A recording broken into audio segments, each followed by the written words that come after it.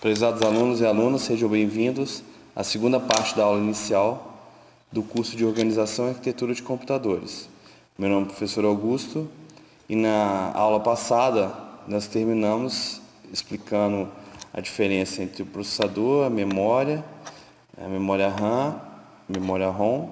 Lembrando que a memória RAM é a memória volátil, ou seja, ela retém as informações temporariamente, né? Enquanto houver energia. A memória ROM, a memória não volátil, aquela memória que vem com informações gravadas. E até eu terminei a aula falando sobre a BIOS, sobre o setup e sobre essas configurações. Mais uma coisa que eu queria exemplificar aqui para vocês é mostrar o gerenciador de tarefas. Não sei se vocês já tiveram acesso ao gerenciador de tarefas, mas é só você dar um Ctrl Alt Del no Windows, né? Você consegue ver que eu tenho aqui o processador, que agora nós já sabemos que é o CPU, e a memória. E perceba que dentro do processador, cada hora está um programa ocupando aquela fatia de tempo do processador. Vocês estão vendo? Como eu estou gravando essa videoaula, lógico que o processo em execução fica mais tempo aqui, que é o gravador. Porém, perceba que de tempo em tempo há uma alternância, né, entre o que está sendo rodado no processador e quanto de memória está sendo ocupado daqueles programas que estão em execução. Então, todos esses programas aqui estão em execução no meu computador, ocupando esse pedaço da memória. Então, aqui eu consigo, por exemplo, fazer uma organização de quem está ocupando mais memória no meu computador. Por exemplo, no momento é o meu navegador, né? Então, lembra que eu falei que a memória tem um limite dos programas que vão estar em execução? Então, aqui no gerenciador de tarefas, você consegue acessar e descobrir quem que é o vilão, por exemplo, que está trabalhando mais a questão da sua memória. Quando você clica em CPU aqui, você vai ter a prioridade dos processos que estão rodando naquele momento. Ok? Só para contextualizar o que a gente viu na aula passada. Então, agora vamos continuar com a sequência da aula passada. Então, nós falamos dessas questões todas aqui. E vamos começar aqui falando do disco rígido. Então, perceba, se eu tenho na memória RAM programas de execução, eu preciso, em algum momento, gravar essas informações em algum lugar, né? Para isso, eu tenho um dispositivo conhecido como disco rígido. Na verdade, a terminologia que é mais conhecida aqui no Brasil, como a gente importou as terminologias em inglês, é o HD, Hard Disk. É a parte do computador onde essas informações são armazenadas, ok? Por quê? Porque a gente consegue gravar num lugar que aquelas informações vai ficar de modo permanente, todos aqueles processos que estão rodando, né, que estão sendo executados na minha memória RAM. Então, você está fazendo lá um documento no Word. Vocês tiveram aula aí agora de LibreOffice. Então, você fez um documento. Aquele documento, enquanto você não salvar o documento, ele está sendo rodado na memória RAM. A partir do momento que vocês aprenderam com os professores, aí, vocês vão lá no menu Arquivo, Salvar. Aquele salvar, aquela opção de salvar e salvar como, é para você tirar aquela execução, né? Você tira aquela coisa que somente está rodando temporariamente e guarda aquilo permanentemente no disco rígido, ok? Então, o disco rígido serve para a gente gravar essas informações e também para fazer armazenamento de arquivos, né? Vocês provavelmente devem ter no computador de vocês aquelas fotos que vocês salvam, os documentos, né? Então, é um dispositivo que eu tenho dentro do meu sistema computacional para armazenamento permanente. Inicialmente, né, e por padrão, principalmente vocês que trabalham mais com Windows, ele vai ser mostrado para a gente na forma de C2 pontos. Então, quando você vier aqui no Windows Explorer, você vai ver que a parte do seu HD vai estar inicialmente como C2 pontos. Lógico que depois na aula de montagem e manutenção vocês devem ver alguma coisa sobre particionamento de HD, essas coisas sobre tipo de partições, mas porque inicialmente, né, os drive, por que C? Porque antigamente o A e o B eram utilizados para unidades de disquete, então como o HD era a terceira opção nos computadores mais antigos, os disquetes sumiram e continuou o HD sendo a letra padrão daquele drive como C2 pontos. Tá? Então o disco rígido é importantíssimo,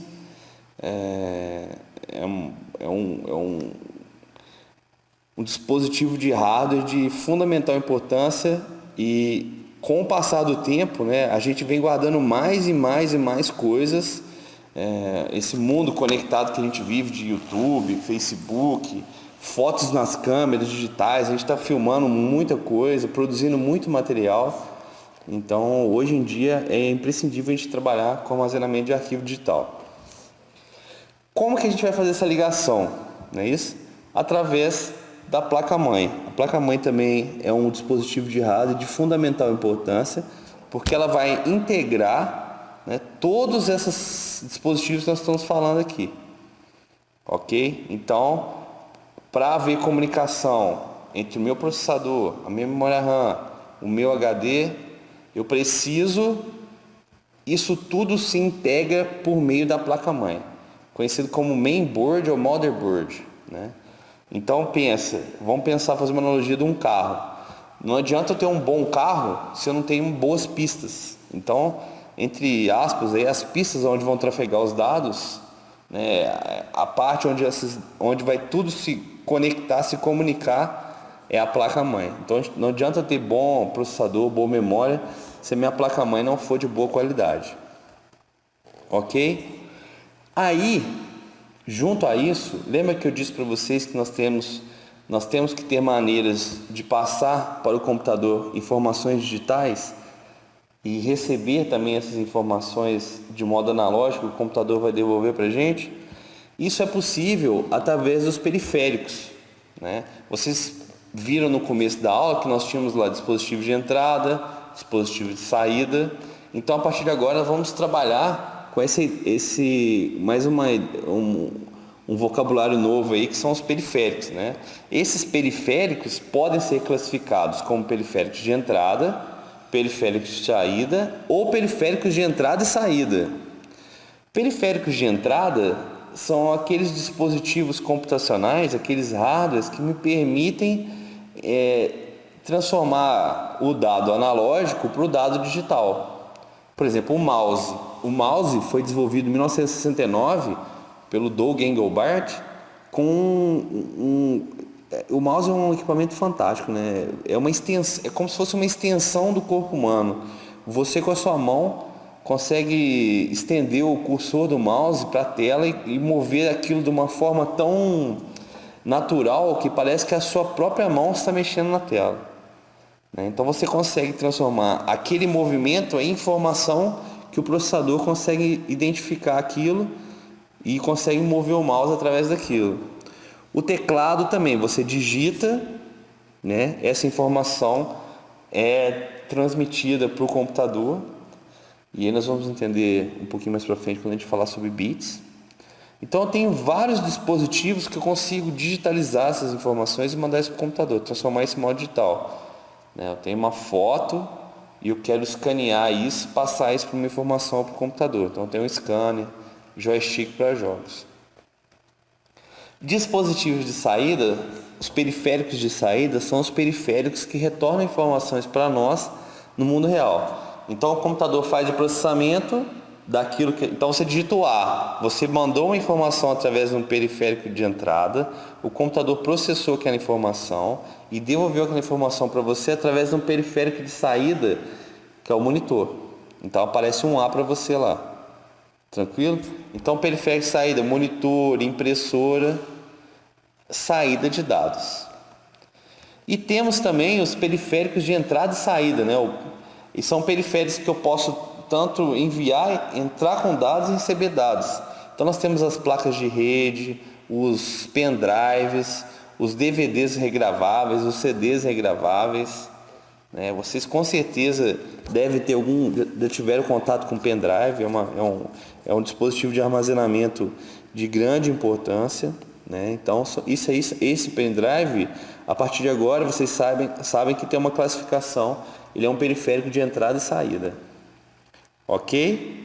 Então, falei aqui do teclado, falei do monitor, e aqui uma representação dos três, né? Periférico de entrada, periférico de saída, periférico de entrada e saída.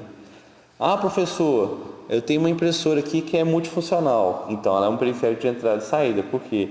Porque ela é saída porque tem uma impressora, mas ela é de entrada porque ela tem um scanner, né? Então, cuidado, tem essas pegadinhas, principalmente em concurso, né? Essa parte de periférico de entrada, essa parte inicial que eu estou passando para vocês aqui, cai muito em concursos públicos, né? É bom a gente saber essas diferenciações. Então, mas fazendo uma síntese do que a gente viu nessas duas aulas, eu vou ter os periféricos de entrada, na qual eu vou entrar dados que serão transformados em dados digitais, serão processados pelo processador, né? Isso aqui vai estar não só, a gente lembra que a gente vai geralmente fazer muito mais de uma tarefa por vez. Então, vamos abrir o Word, vamos abrir lá o navegador, vamos acessar, por exemplo, o Facebook. Então você sempre está fazendo muitas tarefas. Esses processos que estão em execução vão estar em execução na memória. Todos esses processos abertos de execução vão estar na memória, alternando fatias de tempo do processador para serem processados. Sempre que eu salvar uma informação, essa informação vai ser armazenada no meu dispositivo de armazenamento, que é o meu HD. E aqui, sempre que eu quiser mostrar uma informação para o usuário, essa informação vai sair para mim no periférico de saída. Então esse é o esquema de funcionamento geral dos computadores. Então vamos supor, eu tenho aqui um Word, vou abrir o Word. Tá? O Word está aqui, é um programa que eu instalei, está instalado no meu HD. A partir do momento que o processador acessa aqui o HD e abre o Word, esse Word vai para execução aqui na minha memória RAM, e isso, a cada fatia de tempo, esses programas vão ocupando uma parte de tempo, um time slice dentro do meu processador.